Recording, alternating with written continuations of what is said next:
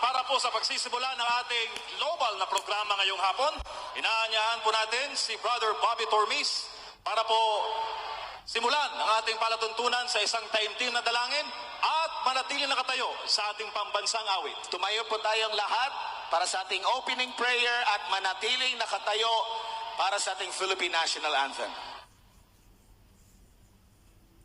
Tumayo po tayong lahat mga kababayan. Taas nating dalawang kamay at yuko natin ating mga ulo. Dakila at makapangyarihan naming Ama, Diyos na makapangyarihan sa lahat, kami po ay nagpapasalamat sa hapong ito sapagkat narito ang lahat ng mga tao sa buong Region 4 upang makipagkaisa, upang labanan ang korupsyon ng aming bansa. Panginoon, kami po'y nananalangin na ang rally na gagawin po namin sa hapong ito ay inyo pong pagpapalain na ang lahat na nanunood at lahat na dumalo ngayong hapon, silang lahat ay magkakaroon po ng kaliwanagan upang ayusin ang bansang Pilipinas, upang ang lahat ng mga kurap na namumuno ay papalitan ng mga leader na may takot po sa inyo, Panginoon. Kaya kami po'y nananalangin sa hapong ito na habang kami po'y magpapatuloy sa aming rally, lahat ng mga kandidato, lahat ng mga plataforma ng mga kandidato ng PDP Laban, ay ito pong lahat ay mauunawaan sa lahat ng mga taong nanonood at dumalo sa hapong ito. Kaya ang lahat ng ito, Panginoon, ay amin pong dinadalangin sa iyo lamang dakila at makapangyarihang pangalan, sa pangalan ng aming Panginoong Hesukristo.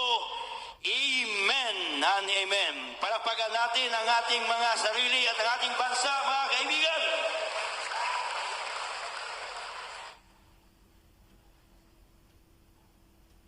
Mga kababayan, ang pambansang awit ng Pilipinas.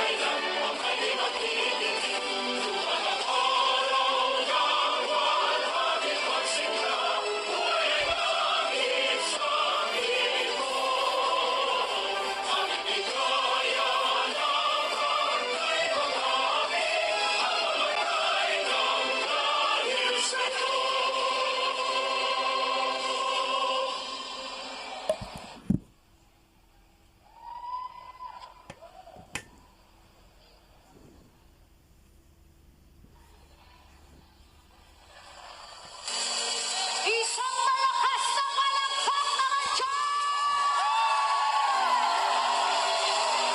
Handa naman kayo!